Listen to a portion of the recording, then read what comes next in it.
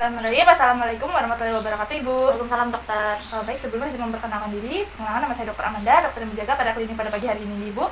Sebelumnya dengan Ibu siapa? Ibu Ahya. Baik, untuk Ibu Ayah, untuk usianya berapa, Ibu? 30 tahun, dokter. Baik, untuk alamatnya dari mana, Ibu? Di Purwokerto saja, dokter. Baik, apakah ada yang nomor handphone yang bisa saya hubungi? 081, dokter. Baik, Ibu, sebelumnya ada yang bisa saya bantu, Ibu? Ini dokter, saya ingin memeriksakan mata saya, dokter. Baik, Ibu. Baik, Ibu, silakan duduk terlebih dahulu. Menyiapkan alat-alatnya terlebih dahulu, Ibu. Kemudian di sini saya ada pen light atau center, lalu ada ballpoint dan ada occluder. Ini saya izin untuk mencuci tangan.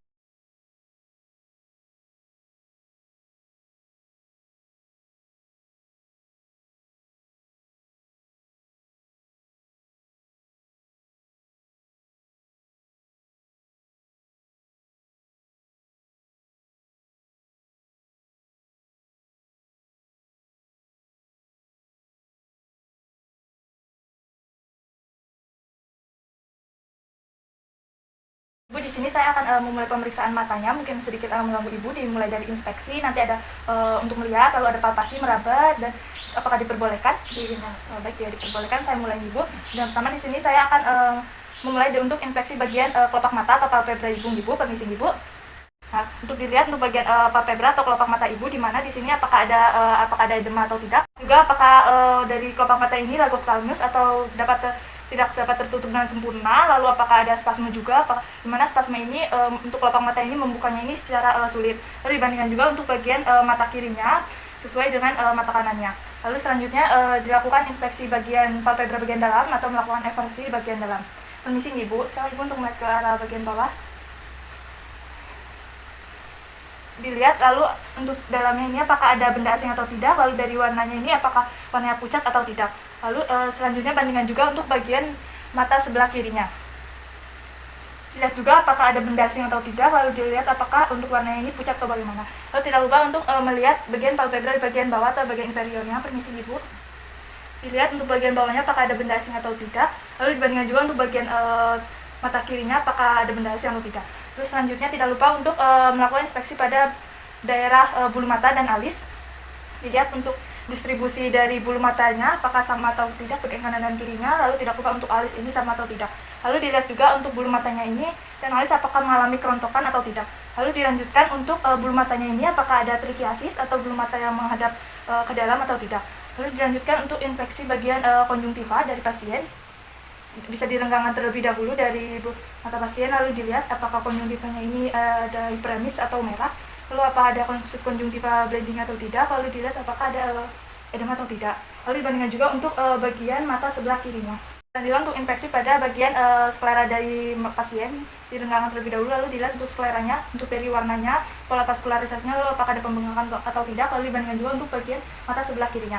Lalu selanjutnya dilakukan inspeksi orovisum ductus lacrimalis, di mana dilihat untuk bagian lubang dari air mata dari pasien di dekat hidung dan di bagian inferior atau di bagian bawah. Dilihat apakah ada air mata yang berlebihan atau tidak. Lalu dilihat juga untuk pada bagian bola mata bagian kirinya.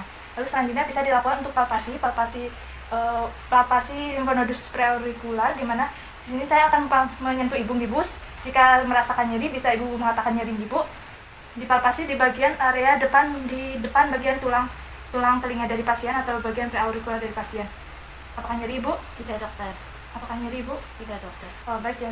Lalu dilanjutkan untuk penilaian bagian kornea dari mata pasien menggunakan senter. Bisa dilihat untuk kornea mata pasiennya di sini apakah ada ruptur atau robekan atau tidak, lalu dilihat juga apakah ada ulkus atau bintik putih atau tidak. Lalu bandingkan juga untuk bagian mata sebelah kiri dari pasien. Lalu selanjutnya dilakukan untuk penilaian kesejajaran posisi mata. Bisa di center pada glabella dari pasien, lalu dilihat apakah bayangannya ini jatuh secara simetris atau tidak. Lalu selanjutnya permisi, Ibu bisa untuk menutup mata menggunakan occluder, Ibu. Lalu ditutup mata. Ini adalah penilaian posisi mata dengan mata tertutup. Lalu ditutup pada satu bagian mata, lalu dilepas, lalu dilihat untuk sekitar 1-2 detik apakah ada pergerakan dari bola matanya atau tidak. Lalu dilakukan kembali untuk pada bagian mata yang satunya. Ditutup terlebih dahulu, lalu dibuka Lalu diamati 1-2 detik apakah ada pergerakan atau tidak, di mana pergerakan dari bola mata dari luar ke dalam bisa disebut exoforia, lalu dari bagian pergerakan bola mata dalam keluar bisa disebut esoforia, lalu bagian pergerakan dari bola mata atas ke bawah bisa disebut hipoforia, lalu bagian pergerakan bola mata ke bawah dari bawah ke atas bisa disebut disebut hiperforia. Lalu selanjutnya untuk penilaian gerakan bola mata, silakan Ibu untuk melihat pada ballpoint ini Ibu, lalu ikuti gerakan dari ballpoint ini Ibu. Kanan terlebih dahulu, lalu ke atas, ke bawah, lalu ke tengah, ke kiri, ke atas, dan ke bawah. Lalu balik ke tengah, ke atas, dan ke bawah. Sudah lebih alami, pemeriksaannya sudah selesai. Dari hasil pemeriksaan, dari inspeksi dari kelopak mata, bulu mata, dan alis, lalu bagian kelopak mata dalam, lalu konjungtiva, sklera, lalu penilaian korneanya normal, lalu dari penilaian gerakan bola mata Ibu normal, lalu kesejajaran matanya Ibu juga normal, lalu untuk dengan posisi mata tertutup satu juga normal Ibu. Sebelumnya apakah ada yang ingin ditanyakan? Tidak ada dokter. Baik, jika tidak ada yang ingin ditanyakan, saya cukupkan Ibu. Terima kasih banyak. Wassalamualaikum warahmatullahi wabarakatuh. Waalaikumsalam.